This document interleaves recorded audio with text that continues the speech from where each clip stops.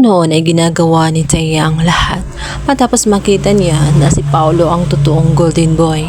Ngayon ay pagkakataon na niya matapos nga niya malaman ang katotohanan na ang kanyang palang asawa na si Edward ang siyang karapat-dapat sa pwesto sapagkat siya lamang ang totoong anak ni Greg. Ngayon ay kikilos na siya at gagawin na niya ang lahat. Kasi niya na tela itong si Edward ay walang pakialam sa kayamanan na nag-aantay at sa kinabukasan na hinahangad. At sa malaking ambisyon nga nitong si Thea ay tela hindi na siya mahihirapan sapagkat siya ay asawa ni Edward. Subalit ang pinakamaling hakbang na ginawa niya ay talagang ipinakita niya sa lahat kung gaano siya kaswapang pagdating sa kayamanan. Kaya naman si Marge ay mahigpit na binabantayan itong si Thea. Alam niyang pakitang tao lamang ang kanyang ginawa dito kay Greg. Ang habol niya talaga ay ang kayamanan na matagal na niyang inaambisyon. Ginawa niya ang lahat ng kasamaan. Napasok niya ang pakikiapid, ang pangangaliwa dahil sa pag-aakala niya si Paolo ang sagot sa kanyang mga ambisyon at sa matagal na niyang pinapangarap. Subalit hindi rin siya nagtagumpay dahil nalaman ang katotohanan at pinalaya siya ni Greg. Ngayon naman ay gagawa na naman siya ng panibagong hakbang. Matapos niyang makita na tela laging nakabuntot itong si Marge pagdating kay Greg, hindi siya makakilos sa kanyang mga plano. Kaya naman sa pagkakataong yun ay sasagarin na niya ang kanyang kasamaan.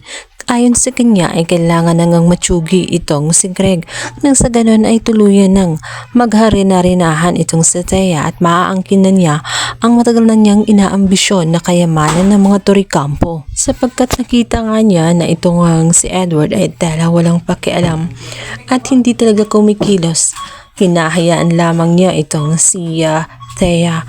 Subalit si Thea ay nakagawa ng isang malaking pagkakamali dahil sa sobrang niyang kasamaan ay muntikan na nga niyang ihulog itong si Greg sa pool. Mabuti na lamang at nakita ni Marge kaya dito na may nagpang-abot sila at kaya naman sa pagkakataong yun ay galit na galit itong si Thea dahil hindi na naman nagawa at natuloy ang kanyang mga plano na patayin nga itong si Greg. Samantalang si Greg ay takot na takot. Nakita niya kung anong klaseng babae itong si Thea kaya halos hindi na siya magtiniwala pagdating nga dito kay Greg.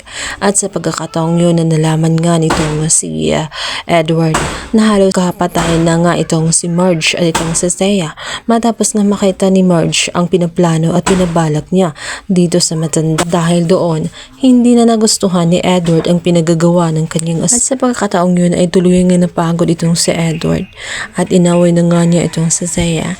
Hindi na niya maintindihan at hindi na niya kayang pakisamahan itong si Thea dahil nga sa sobrang pagmamahal niya pagdating sa pera ay ayaw na niyang pakasamahan ang isang babae na gagawin at susuungin ang lahat ng kasamaan makuha lamang ang mga ambisyon.